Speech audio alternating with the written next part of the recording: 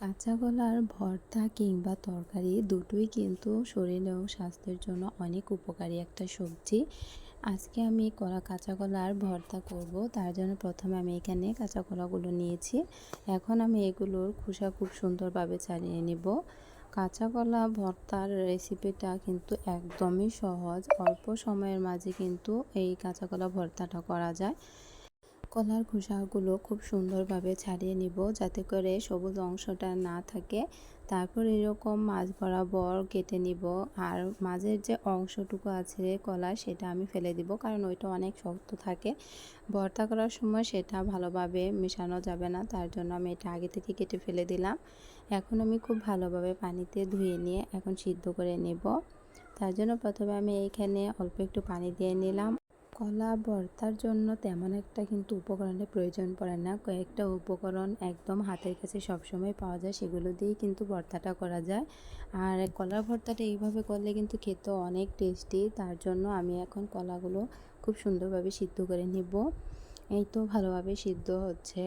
কলাগুলো খুব ভালোভাবে সিদ্ধ হয়ে গিয়েছে। এখন আমি পানিটা ঝরিয়ে নিব। পানিটা ঝরিয়ে নেওয়ার পর আমি কলাগুলো একটু টানিয়ে নিচ্ছিলাম, যাতে করে কলার গায়ে যে পানিটা আছে সেটা যেন আর না থাকে। তারপর অল্প একটু তেল দিয়ে আমি কলাগুলো খুব ভালোভাবে ভেজে নিব। তেল দিয়ে কলাগুলো একটু ভেজে নিচ্ছি, কারণ কলা ভর্তাটা করলে তার ফ্লেভারটা কিন্তু অনেক সুন্দর আসবে আর খেতেও খুব ভালো লাগবে। তার জন্য এই তো কলাগুলো খুব ভালোভাবে ভেজে নিয়েছি। এখন আমি এগুলো উঠিয়ে নিব। আবার অন্য একটি কড়াই আমি শুকনো মরিচ ভেজে নিব। কলা ভর্তাটা আমি মূলত শুকনো মরিচ দিয়েই করব। তার জন্য আমি এখানে শুকনো মরিচগুলো খুব ভালোভাবে ভেজে নিচ্ছি। শুকনো মরিচ দিয়ে যে কোনো ভর্তা করলে তার স্বাদটা কিন্তু দ্বিগুণ বেড়ে যায় আর খেতেও কিন্তু খুব ভালো লাগে। এই তো শুকনো মরিচগুলো আমি এরকম লাল করে একদম ভেজে নিয়েছি।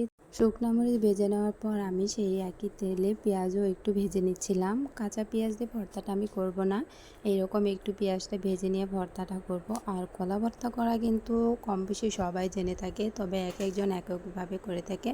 আমি এইভাবে করলাম, আপনারা চাইলে বাসায় এইভাবে ট্রাই করে দেখতে পারেন। শুকনো মরিচ আর অল্প একটু লবণ দিয়ে আমি এগুলো খুব ভালোভাবে চটকিয়ে নিচ্ছিলাম। শুকনো মরিচ দিয়ে ভর্তাটা করছি, আর যেহেতু অনেক গরম তার জন্য আমি ঝালের পরিমাণটা একদমই কমিয়ে দিয়েছি, বেশি একটা আমি ঝাল দিইনি। কলা ভর্তাটা কিন্তু সবাই কম বেশি জেনে থাকে আর এক একজন এক একভাবে করে থাকে। আমি এইভাবে ট্রাই করলাম, আপনারাও করে দেখতে পারেন। অল্প একটু সরিষার তেল দিয়ে খুব সুন্দরভাবে কলা ভর্তাটা মাখিয়ে নিলাম। এই তো কলা ভর্তাটা একদমই তৈরি হয়ে গিয়েছে। কাঁচা কলার ভর্তাটা করা কিন্তু একদমই সহজ। খুব অল্প সময়ের মাঝে এইভাবে খুব সুন্দরভাবে করা যায় আর খেতেও কিন্তু খুবই দারুণ হয়েছিল।